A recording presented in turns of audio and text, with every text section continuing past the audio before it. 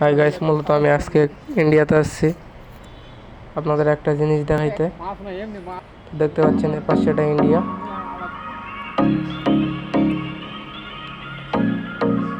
তো আমি ইন্ডিয়া প্রাচীরের ধারে আসলাম। তো এখানে আপনাদের এই একটা জিনিস দেখাচ্ছি। এখানে অসংখ্য মদের বোতল।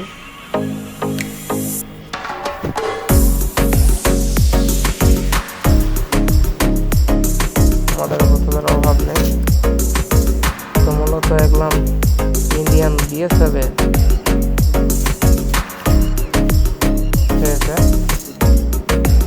এই যে অসংখ্য বোতল, সব দামি দামি ব্র্যান্ডের মদের বোতল। অফিসার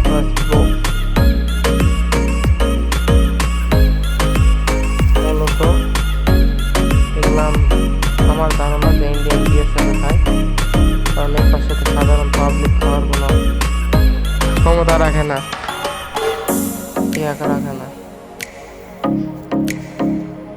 ক্ষমতা রাখে না। যেটা দেখতে পাচ্ছেন বিএসএফ এর কোয়ার্টার।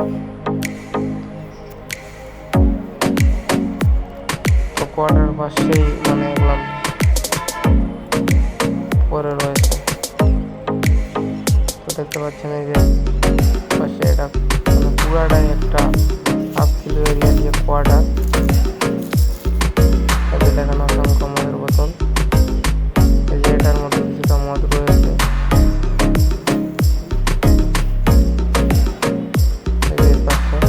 আর এই পাশে এটা বাংলা, এই যে বাগান দেখা যায় এটা বাংলা।